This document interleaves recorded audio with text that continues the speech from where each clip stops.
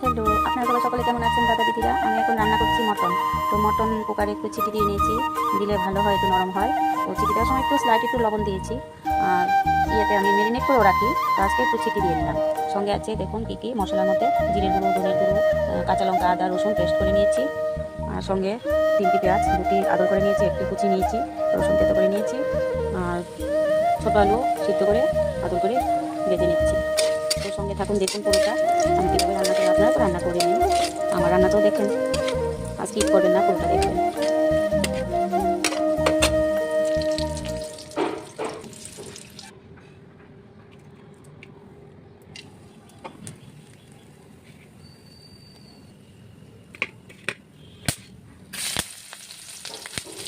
রসুন, পেঁয়াজ,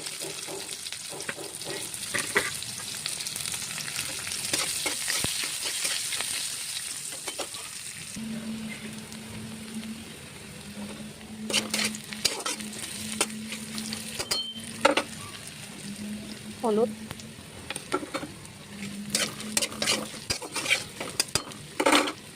মশলা, অল্প একটু লাল লঙ্কার গুঁড়ো, স্বাদ মতো একটু চিনি, অল্প একটু, তো কালারের জন্য বা অল্প একটু দিলে ভালো হয়। মশলাটা কষিয়ে গেলে আমার বাটি ধোয়া জলটাও দিয়ে দিলাম, অল্প একটু লবণ। মশলাটা কষানো হয়ে গেলে মাংসটা দিয়ে দেব।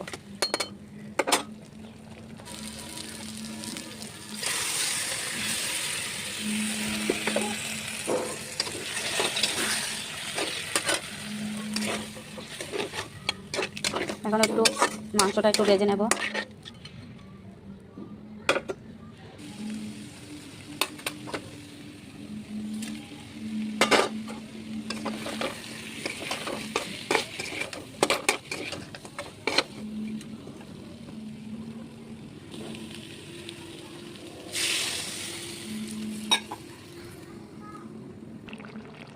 হয়ে গেছে, গরম মশলার গুঁড়ো দিয়ে দিলাম।